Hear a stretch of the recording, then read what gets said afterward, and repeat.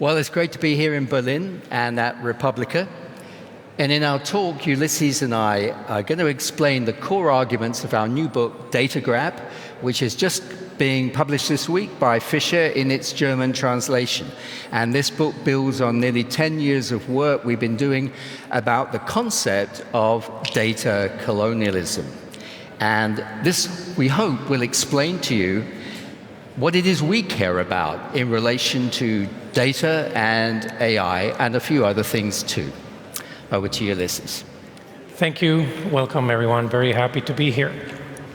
So, our argument in the new book, Data Grab, is that basically, in order to understand what's happening with data today, what's happening with AI, with social media, with all of it, we need to understand it in a new framework, in the context of what we call data colonialism, which means perhaps expanding our view of what is happening, not just to cover the last 50 years, let's say, of the history of the internet, or the history of social media or mobile devices, but to look at it in a new way, perhaps looking at the last 500 years of colonialism and extractivism.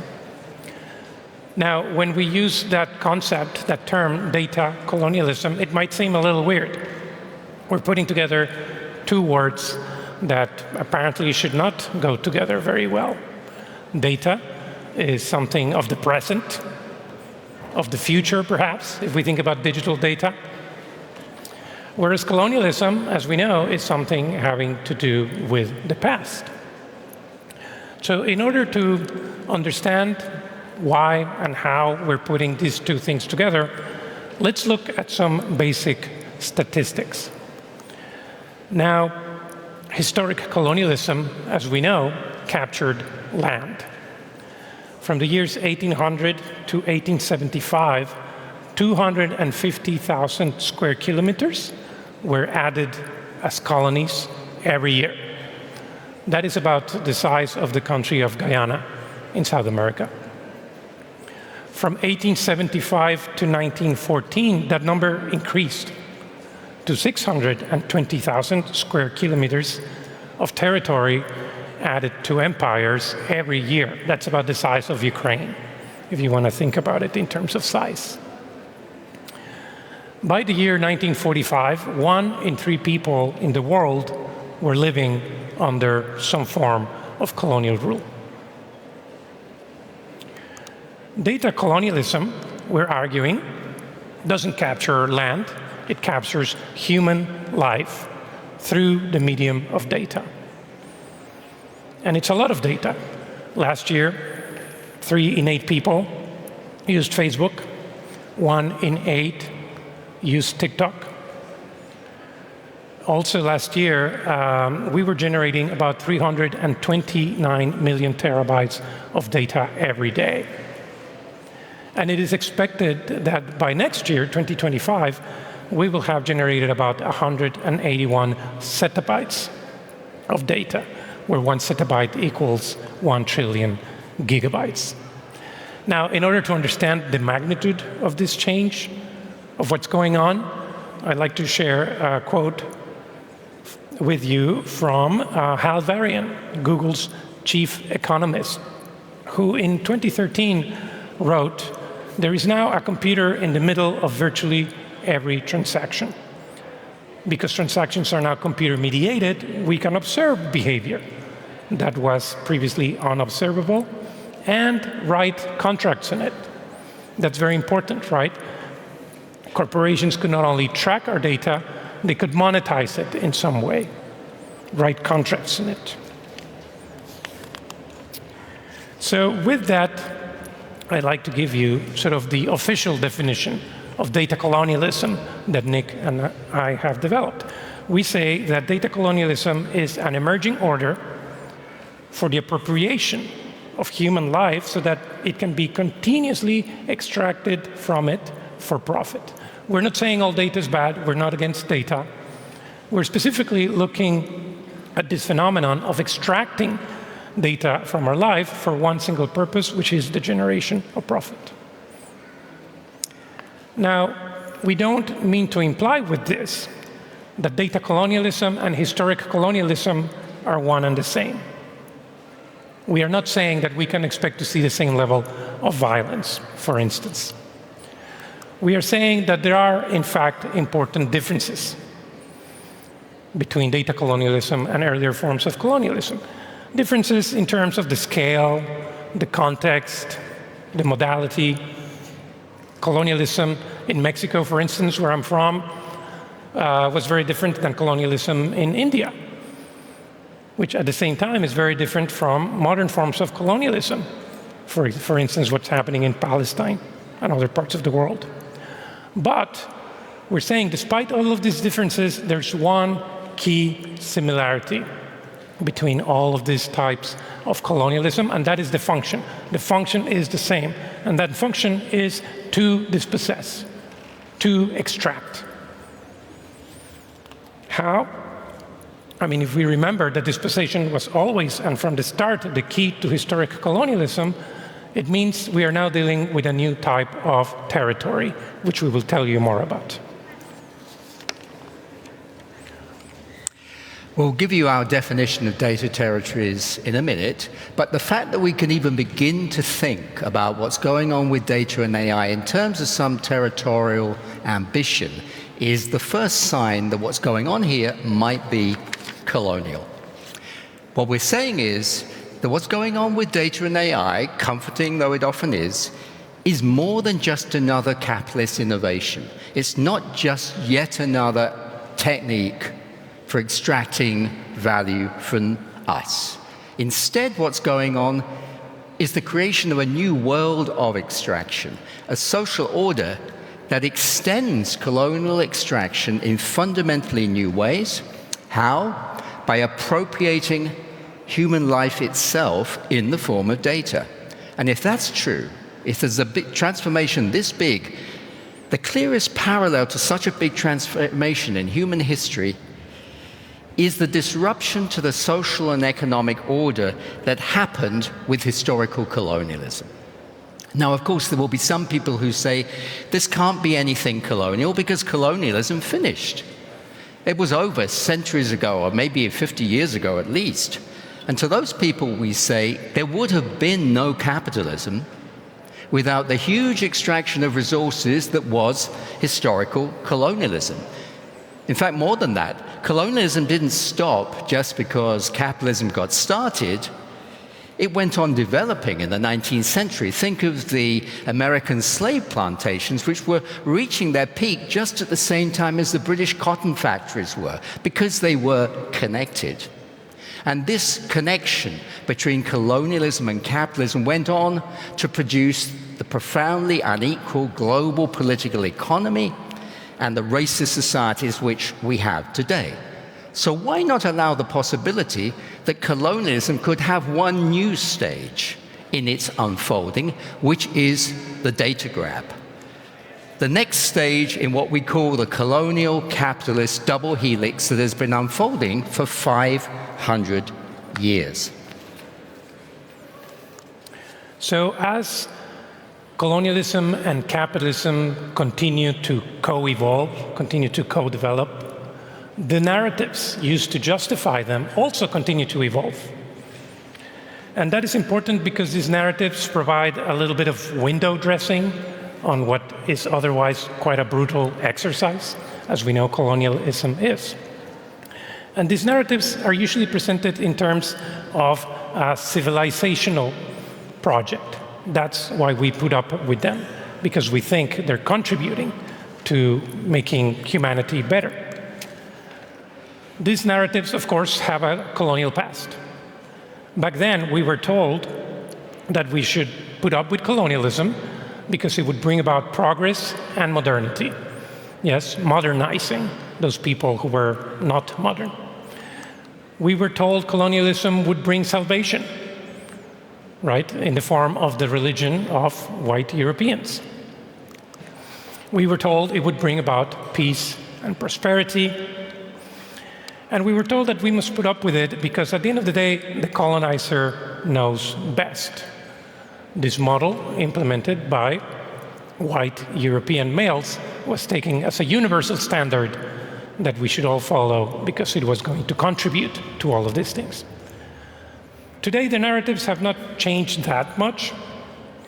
We're still told that we must participate in this system because it will result in progress. Perhaps when you think about AI, we're told that these machines will surpass human limits, bringing about progress. Maybe we won't experience religious salvation, but these technologies will certainly make our lives more convenient. Yes, as we use the different apps that supposedly make our lives easier. We are told that these technologies will also revolutionize our sense of community, making our communities more open, more democratic. Of course, we know that that's not working out in exactly the same terms. And at the end of the day, we're told that we must put up with it because the CEO, again, in most cases, a white male, knows best. And the algorithms that, in most cases, are written by white males also, know best. So how do we begin to challenge these narratives? In our work, we organize our argument in terms of the 4X model. I don't know if some of you know this model. It is something that is applied in strategy video games, such as the one you see back here. This is Colonialism, the video game. It's part of Sid Meier's Civilization series. So in this game, which is already kind of old, you can play as the Spanish, the British, the French, or the Portuguese, I believe. And your goal is to go around this virtual land, establish colonies, conquer new territories, and of course, pacify the natives, who are all computer characters. They're not really sentient. And you do that by applying the 4X model, which consists of explore, expand, exploit, and exterminate. Hence, the 4X. So what we will do, obviously, is this is a nice, convenient playbook for how colonialism works. So we will look at each one of these strategies and look at how they are currently being employed in the context of data colonialism. Let's start with explore. Colonialism is euphemistically referred to as the age of discovery. So how are today's colonizing powers discovering new territories to conquer? And what I want to do here is basically compare two historical documents. We're not interested in simple one-to-one comparisons, but we are interested in making tracing transhistorical continuities, figuring out how the past can help us explain the present. So to do that, let's take a look at two documents. The first one is Google Chrome's Terms of Service, which obviously is what you and I agree to when we install Google Chrome. Now, perhaps you, like me, haven't really read those terms of service. Here's in part what they said.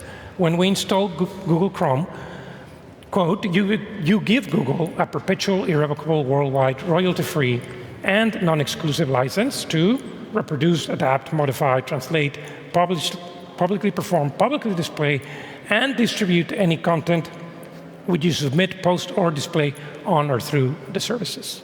In other words, a lot.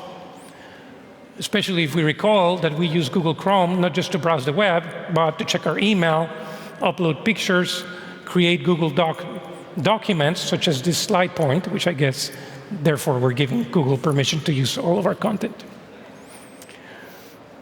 I want to compare this to a much older document. This document is called the Spanish Requerimiento, circa 1513. This was a document read by Spanish conquistadors when they were about to enter a city or a village in what is now known as Latin America.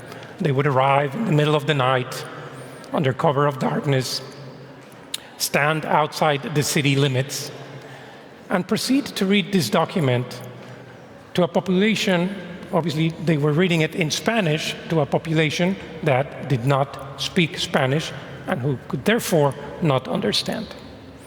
The document said, in part, "But if you do not submit, I certify to you that with the help of God, we shall powerfully enter into your country and shall make war against you in all ways and manners that we can, and shall subject you to the yoke and obedience of the church and other highnesses.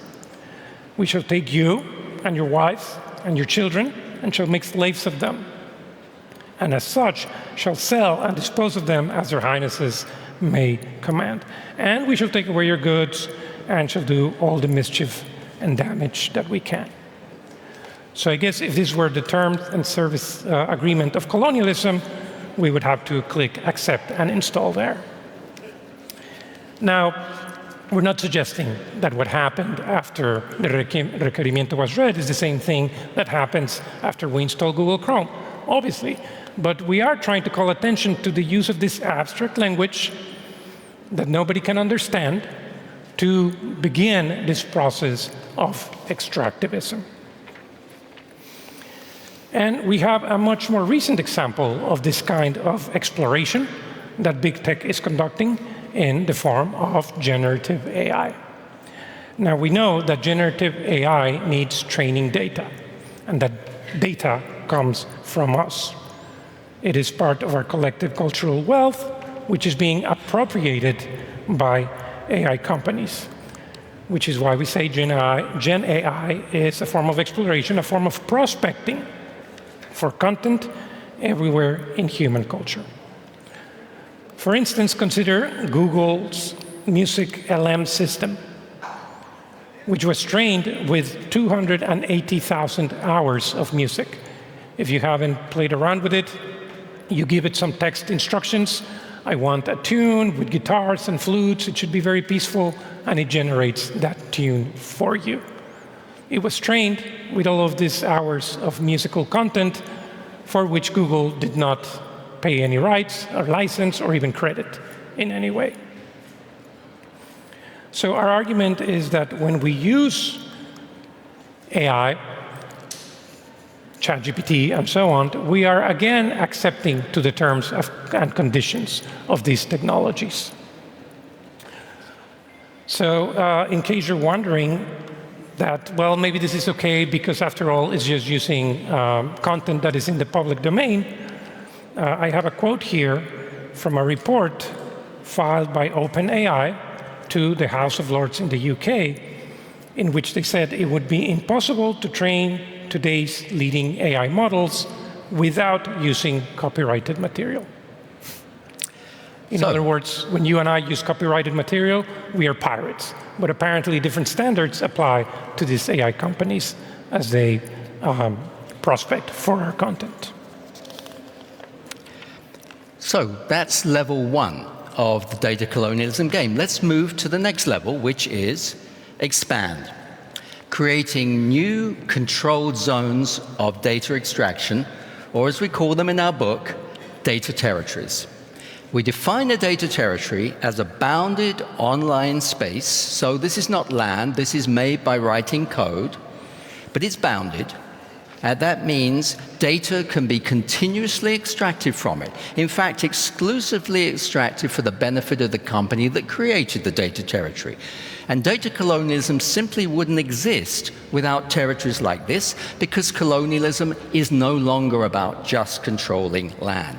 And these data territories are all around us. They include, for example, all the usual platforms, apps, smart devices, search engines that we know are extracting data from us as we use them. They also, as Ulysses was just saying, include the AI chatbots, which, as we know, take our questions and add them to their large language models. But there are many less familiar areas of daily life that are also being transformed into data territories. Let's just take three. First of all, food production, or so-called ag tech. Tractors today are increasingly now computers on wheels that are sending data back continuously about what they do to the corporations that made them, and in the process, completely changing the relation of the farmer to the land. Or there's health tech, called by the Wall Street Journal in 2019 an open frontier for data extraction. Whether it's via our personal self-tracking devices, you may be wearing a Fitbit or an Apple Watch, which is sending data back to some distant company, or at the level of our national health systems. In January this year, former UK Prime Minister Tony Blair published a report praising the use of AI in the NHS, the British National Health System, and proposing that every citizen should be wearing something like a Fitbit to ensure a constant flow of data back to the NHS's data vaults. And finally, and we care a lot about this one, there's EdTech. Increasingly today, our classrooms are designed around data extracting platforms, so-called EdTech, which are extracting data continuously and providing the place where curricula are designed, assessments set and evaluated, the registers are kept. The whole school is managed on a platform where teachers and parents, and certainly children, have almost no say in how it runs. So that's how the sort of shape that these new territories look like. How are they formed? How did they come into being?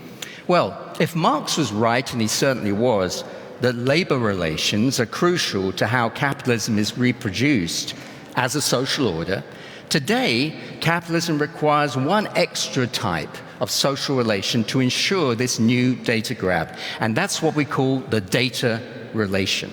Data relations are ordinary social relations you and I are entering into that reconfigure social life, the stuff we normally do, just so as to optimize data extraction for profit. And Ulysses already gave you a simple example of the Google Chrome terms and conditions. At the core of data and data relations is abstraction. Our lives are messy, but data extracts particular bits of information that potentially can be sold for value. And that's how data, the extraction of data, enables the commodification of our lives, just as the labor market commodifies the stuff we do that we call work. And the result is devastating.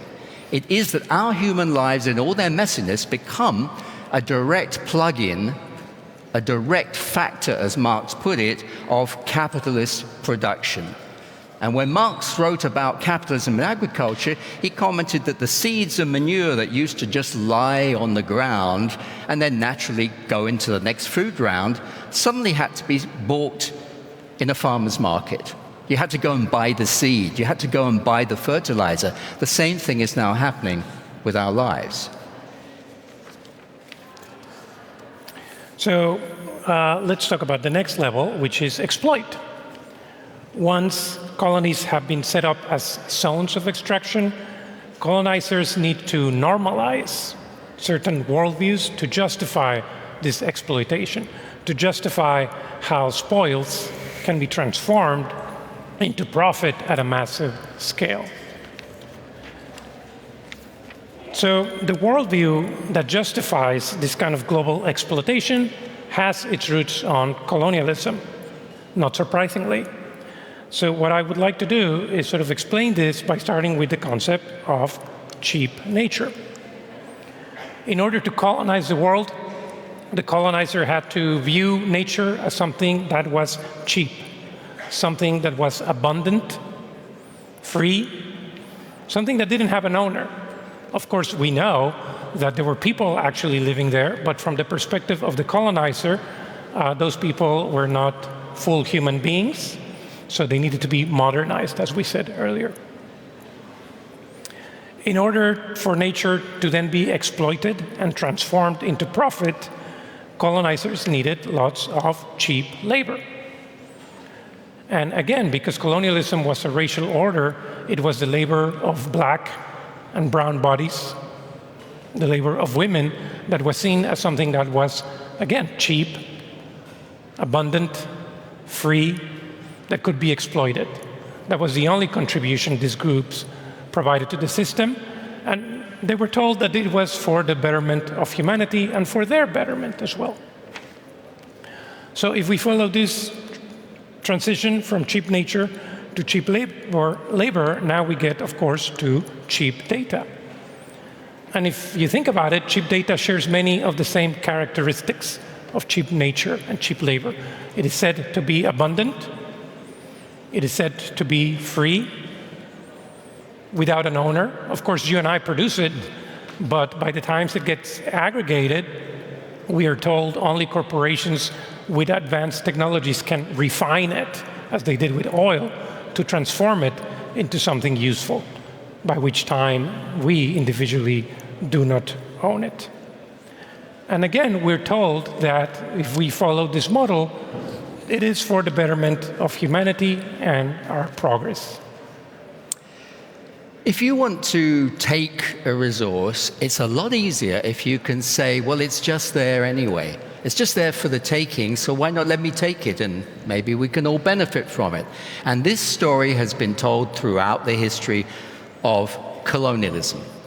In historical colonialism, it was the legal fiction invented by the English philosopher John Locke in the 17th century of the terra nullius. No one's land. No one's land, so fine, just take it. The English found that a very useful fiction when they arrived in Australia in the 18th century.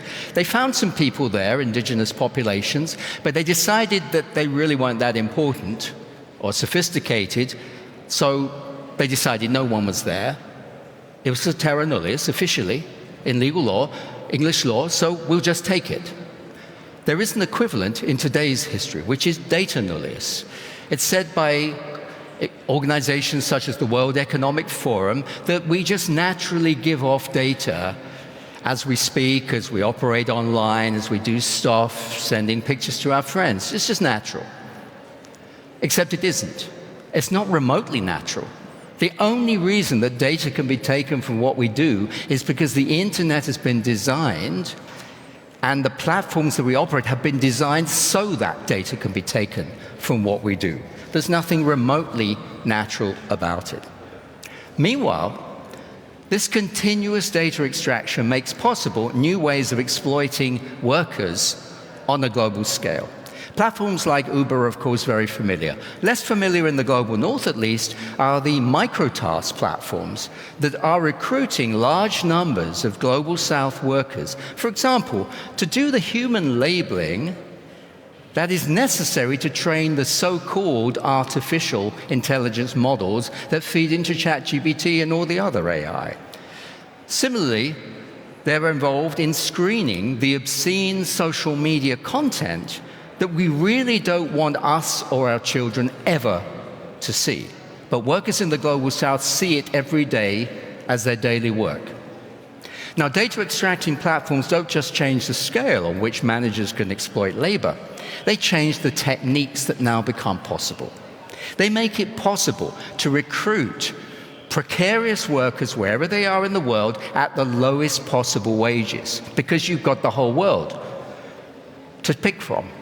The wages can be as low as $6 a week. And it makes it possible to employ them with zero social support, no holiday pay, no maternity pay, no sick pay, because the myth is these are just platforms where data gets exchanged, prices exchanged between buyers and sellers. But with a price that everything done on those platforms is subject to continuous surveillance. There's nothing you can do on a microtask platform which isn't recorded and tracked and measured. Why? Because, as we said, it's a data territory. Now back to Ulysses for the final level of the data colonialism game. Yes, so this brings us to exterminate, the last X. And this is, in other words, eliminating all possible alternatives to the world that is being built for us.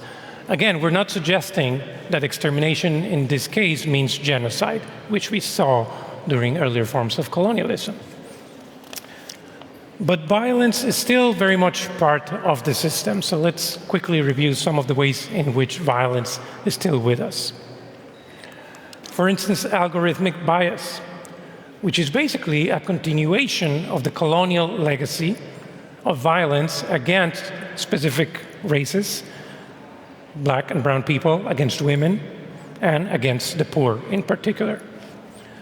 There's already plenty of examples that have been documented of algorithms in different sectors such as health, welfare, housing, education, to name just a few, that have been shown to be racist or otherwise discriminatory.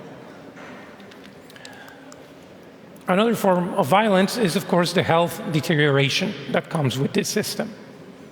It could be physical health in terms of, for instance, the gig workers that Nick was just talking about, or the warehouse workers that work for distribution centers like Amazon, who experience grueling conditions at work. It could also be the mental health of all of us, the users of these platforms, as we have to deal with engineered addiction, perhaps, the depression that might come with that, certain forms of bullying, of harassment online.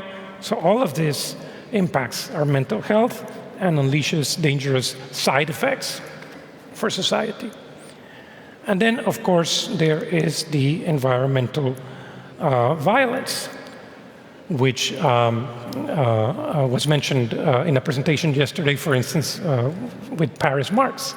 So again, we have plenty of evidence that this data colonialism order has a negative impact on the environment in terms of energy usage, in terms of electricity, water usage, or even in terms of just the materials that are required to produce some of these devices, the minerals such as coltan or lithium that are extracted under very different and difficult conditions throughout the world. Our point here is that we are all subjects in this emerging social order, but some people, the traditional victims of colonialism, continue to pay a heavier price in this world order.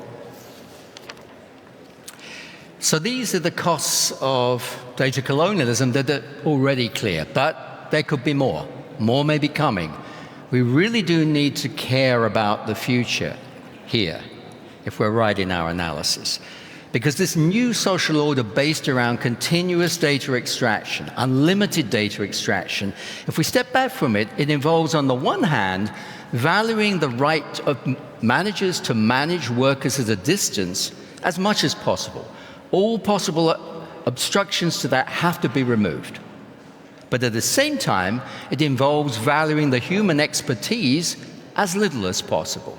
That's exactly what the microtask platform does. It enables managers sitting in New York or whatever to manage precarious workers wherever they are across the world, but at the lowest possible wage to maximize the profit.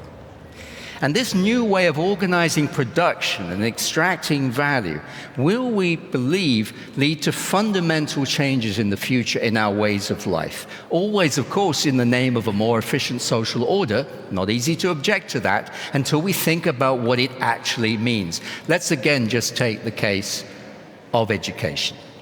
The way that we are using AI, and particularly generative AI, Gen AI today, in education, with our kids, in society generally, we believe is subtly but surely redefining what we count as knowledge in our societies. It's redefining literally who can have, or what can have, expertise. And in the process, it's changing the way we think, all of us, about the relation between human bodies and this thing we call knowledge. Think about it. A kid who's 5 years old today, who's starting to play with ChatGPT, will they in 20 years' time, when they want to know the answer to a question, say, well, I've got to ask that person the answer? Or will that just seem crazy? Will it in 20 years be the case that the only way to get knowledge is to talk or type or maybe just smile at a device? If so, will we have universities, schools, whatever? We don't know. This is the path we're opening up.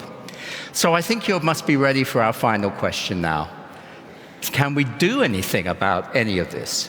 And we'll be honest, the scale of this new data-driven, AI-fueled social and economic order that we're painting for you, that we're all living in, is so huge that resistance might seem impossible. But as the great Brazilian educator Paulo Freire once said, to change what it seems really impossible to change today, we have to start by changing what it is possible to change today. And for example, that will mean expanding the range of people whose visions we actually listen to when we think about technology. As Timnit Gebru, former ethics lead advisor at Google, a brilliant data scientist, but sacked by Google in December 2020 for explaining the environmental and other costs from what we now call generative AI, as she said, a year later when she was interviewed by Time magazine, we need to let the people who are harmed by technology imagine the future that they want. But then think about it. How far are we from doing that today? Okay, so this is our last slide, and you must be feeling a little bit overwhelmed. If we are right, and these problems are part of a 500-year-old history, what are the chances we'll be able to solve them by next week or next year? Probably not very high chances. But there are a number of practical things we can do to decolonize our data and to begin to dismantle this extractivist system. Since this is a multifaceted problem, obviously it will require multifaceted solutions. And here we actually take a page from activists. Activists in Latin America, like the group Pobladores en Lucha, who tell us that in order to confront this system, we must act simultaneously at 3 different levels. Those are within the system, against the system, and beyond the system. To just focus on one of these levels might not be enough. To decide that I'm going to quit TikTok tomorrow might not be enough. What are some of the examples that we can find within each one of these levels? Well, working within the system means participating in mainstream politics, as boring as that might sound. We need to continue to put pressure on our governments to pass the kinds of regulations that benefit us. Antitrust regulations, or regulations that enforce impact assessments, and so on. Another example of working within the system might be corporate dissent, which we're starting to see more and more. People, even within big tech companies, who are raising their voices and saying they don't agree with some of the applications that they are developing.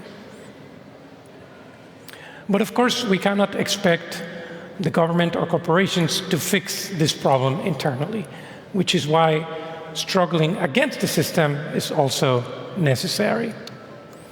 This means engaging in all forms of protests. And we are seeing many varied and inspirational examples throughout the world. I'll just mention one, the group De Liberistas Unidos in New York City, a group mostly of migrant workers who got together and successfully demanded better working conditions when working for these food delivery apps. Minimum wage, the right to use a bathroom at a restaurant, for instance. Now, their struggle's not over, and there are many challenges in implementing what governments agree to do, but it's a good example of how resistance is possible. Which means, of course, we must engage more broadly in politics of resistance. And here's where we can learn a lot from past and present decolonial movements, because there are people who have been fighting colonialism for decades, if not centuries. Their struggles might be very different from our struggles. In many cases, we might be part of their problem, but we think we can still learn from them and be inspired by them. But of course, whether we work within the system or against the system, we're still being defined by the system. So sometimes it will become necessary to work beyond the system. What are some examples here? Well, I think we need to reclaim colonized space and time and love, perhaps. The space colonized by surveillance cameras and facial recognition systems in our public spaces, or by smart devices in our most intimate surroundings. The time, as Jenny Odell also mentioned during this conference, colonized by interactions with AI systems like ChatGPT, the new version for Omni, which is designed to sound flirty so that we choose to spend more time with it than with our human companions. If we are now supposed to love a corporation, thinking beyond the system means we will also need to decolonize love, perhaps.